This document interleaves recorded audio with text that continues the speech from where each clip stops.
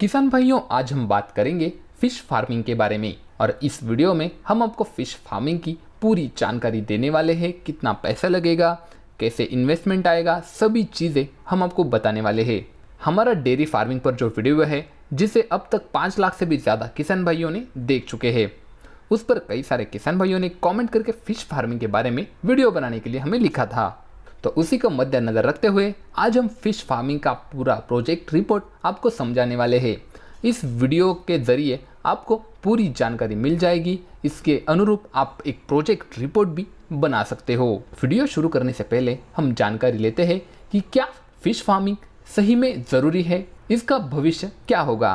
तो आपको बताना चाहेंगे कि फिश सबसे सस्ता और इजीली पचन होने वाला एनिमल प्रोटीन है, जिसमें आपको लो फैट और हाई क्वालिटी प्रोटीन्स मिलते हैं। उन सारी प्रोटीन्स की जानकारी हमने दिखाया है, आप वीडियो पॉज करके वो देख सकते हैं। अब इसके बावजूद भी हमारे भारत देश में एक साधारण आदमी 5 किलो फिश कंज्यूम करता है एक साल में। तो वहीं अगर पूरे वर्ल्ड की तुलना करें तो लगभग एक आदमी 20 किलो फिश कंज्यूम करता है। यानी हमारे इंडियंस में फिश कंज्यूमिंग काफ़ी कम है। तो अगर हमें एक हेल्दी लाइफस्टाइल चाहिए, फिश कंज्यूम करना काफ़ी ज़रूरी है। और ये फिशरीज हमारे भारतीय जीडीपी का लगभग 1.7% हिस्सा रखते हैं।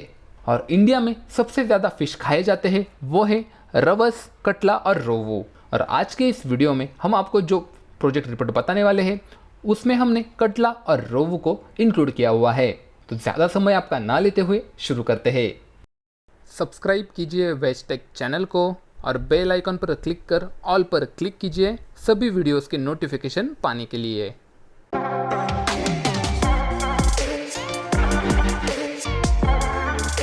सबसे पहले शुरू करते हैं कुछ टेक्निकल पैरामीटर्स से, जैसे कि आपको अगर एक पॉन्ड बनाना है तो आप वो कैसे, तो उसके लिए जगह कैसे सिलेक्ट करें। सबसे ज़रूरी है कि वहाँ की जो मिट्टी है वो वाटर रिटेंटिव हो, आपके पास वाटर सप्लाई हो, ताकि बारिश के बाद अगर पानी आपको ज़रूरत पड़े तो आप वो ज़रूरत पूरी कर सको। याद रखिएगा, आपका जो पॉन्ड है फ्लड एरिया में नहीं होना चाहिए, यानी आपके यहाँ पर बाढ़ वगैरह ना आती हो।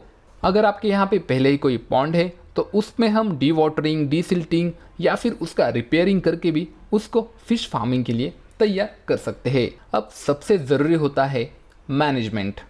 फिर चाहे वो फार्मिंग हो, गोट फार्मिंग हो, एनिमल फार्मिंग हो या फिर फिश फार्मिंग हो, सबसे ज़रूरी होता है उसका पॉन्ड मैनेजमेंट। तो इसमें हमें करनी पड़ती है, जब भी हम एक नया पॉन्ड चालू करने वाले हैं तो उसमें हमें प्री स्टॉकिंग करना होता है।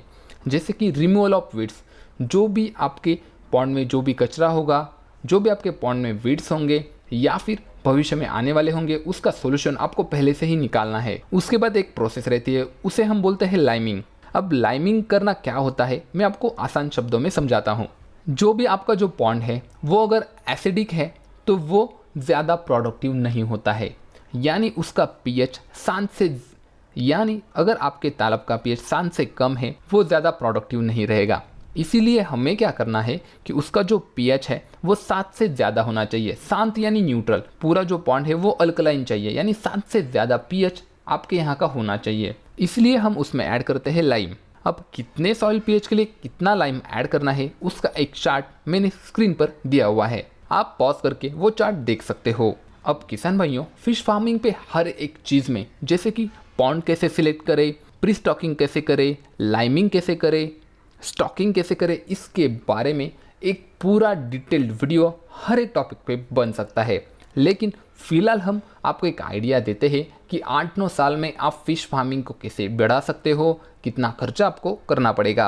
आगे बढ़ते हैं और कुछ एजम्पशंस हम लेते हैं यहाँ पर, जैसे कि आपका जो फार्म पॉन्ड है वो 1 हेक्टेयर के एरिया में है और आपकी जो एक बैच रहेगी कल्चर वो रहेगी 4 मंथ्स की। और स्टॉकिंग रेट यानी फ़िश कितने रहेंगे, तो 50 फिश रहेंगे पर स्क्वायर मीटर में, यानी हमारा एरिया है 10,000 स्क्वायर मीटर, हमें लगभग 5 लाख फिश लगेंगे। अब सर्वाइवल रेट भी इसमें काफ़ी ज़रूरी है। 85% हमारा सर्वाइवल रेट हम यहाँ पर कंसिडर कर रहे हैं, इससे ज़्यादा भी सर्वाइवल रेट होता है। और अगर 5 लाख का 85% हम पकड़ेंगे तो वो होता है 4,25,000।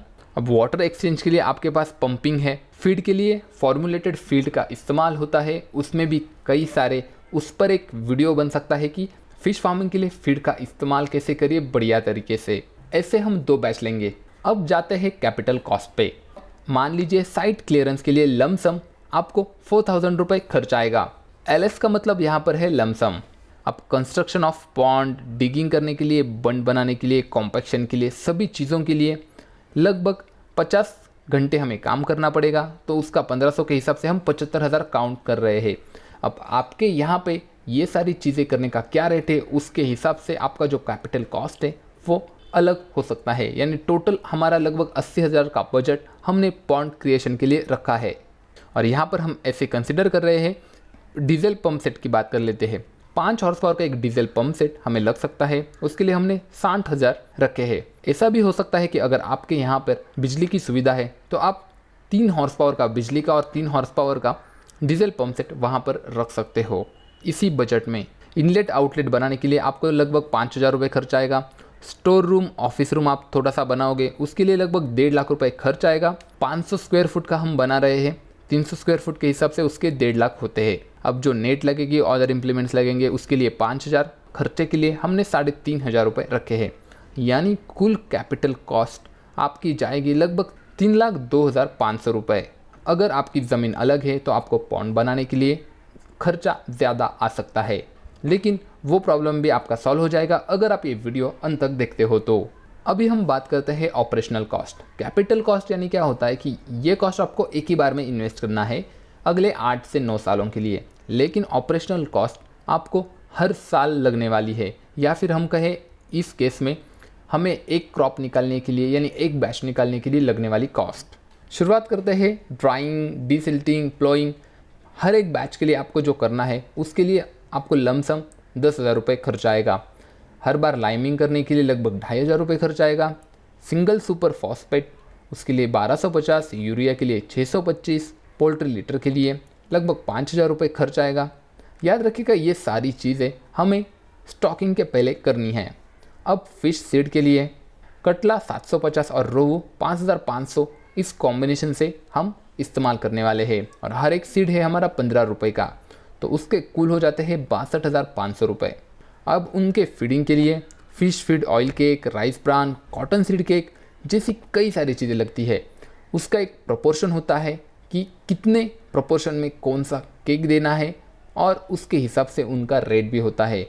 तो लगभग आप अभी स्क्रीन पर पॉज करके देखिए, आपको आराम से सभी के रेट्स पता चल जाएंगे जो मैंने यहाँ पे मेंशन किए हुए हैं। उससे हमें लगते हैं लगभग 1,63,200 रुपये हमारे फ़िश फार्मिंग पे, फीडिंग पे खर्चा होने वाले हैं। उसके बाद वॉच एंड वार्ड फीडिंग पे हमारे लगभग 21,000 खर्च होंगे। हार्वेस्टिंग चार्जेस हमारे आते हैं 7,000 पर बैच के लिए, और एक्स्ट्रा हम पकड़ेंगे यहाँ पर 15,000 रुपये हमें लग सकते हैं। तो कुल 2,88,075 रुपये हमें खर्चा आ रहा है एक बैच के लिए, यानी 6 महीने के लिए पकड़िए। यानी हमने कैपिटल कॉस्ट इन्वेस्ट किया था 3,02,500 रुपये और ऑपरेशनल कॉस्ट है हमारी 2,88,075 रुपये। अब यहाँ पर कुछ एजम्पशंस हमने कंसिडर किए हैं, जैसे कि उसका एवरेज वेट क्या रहेगा हार्वेस्ट के टाइम, टोटल प्रोडक्शन हमारा होगा 5,000 kg, फार्म गेट प्राइस यानी हमें वहीं पे जगह पे रेट मिलेगा 70 रुपये, और 2 क्रॉप्स होते हैं यानी 70,000 के हिसाब से एक बैच के आपके हो जाते हैं लगभग 3.5 लाख रुपये, और 2 क्रॉप्स के यानी एक साल में आप कमाते हो कुल 7 लाख रुपये। अब हम एक कॉस्ट एनालिसिस करते हैं पहले साल के लिए। जैसे कि हमने कैपिटल कॉस्ट इन्वेस्ट की थी 3,02,500 रुपये, उसके बाद 6 महीने के लिए हमें ऑपरेटिंग कॉस्ट आई थी 2,88,075 रुपये, और अगले 6 महीने के लिए भी हमें खर्च आएगा उतना ही 2,88,075 रुपये। यानी आपका कुल खर्च होगा एक पूरे साल में कैपिटल कॉस्ट मिला के 8,78,650 रुपये। अब बात करते हैं कि कुल मुनाफा कितना हुआ। हमें कुल पैसे मिल रहे 7 लाख रुपये। कैसे, मैं और एक बार आपको एक्सप्लेन करता हूँ। हमारे पास कुल फिश थे 5,550 रोहू और 750 कटला, यानी कुल हो गए 6,250। लेकिन हमने ये कंसिडर किया है कि 80% सर्वाइवल के रेट से सिर्फ 5,000 फिश ही हार्वेस्ट होंगे। हर एक फिश का वेट होगा लगभग 1 kg, तो 70 रुपीज़ फार्म रेट के हिसाब से हमें मिलेंगे 3.5 लाख एक बैच के, यानी 2 बैच के एक साल में होते हैं 7 लाख रुपए। यानी 7 लाख में से अगर हम हमारे 8,78,650 रुपये माइनस करते हैं तो वहाँ पर बच जाते हैं 1,78,650 रुपये माइनस में। यानी आपको अपनी जेब में से 1,78,650 रुपये वहाँ पर इन्वेस्ट करने हैं। अब बात करते हैं कि अगले 8 साल के लिए आपका हिसाब कैसे रहेगा। जी बताना चाहेंगे, और आपको बताना चाहेंगे कि जैसे कि कैपिटल कॉस्ट की जो हम बात कर रहे हैं वो तो हमने पहले साल में काफ़ी काउंट कर ली है। पिछले साल का हमारा बाकी है 1,78,000 रुपये। मान लीजिए कि अगले साल से आपका सर्वाइवल रेट बढ़ जाता है, वो लगभग 90 से 95% हो जाता है, तो हर साल आपको लगभग 1,23,850 रुपये फ़ायदा होने वाला है। जैसे जैसे आपको इसमें एक्सपीरियंस आएगा आप और भी प्राइसिंग वाले फिश का उपयोग कर सकते हो।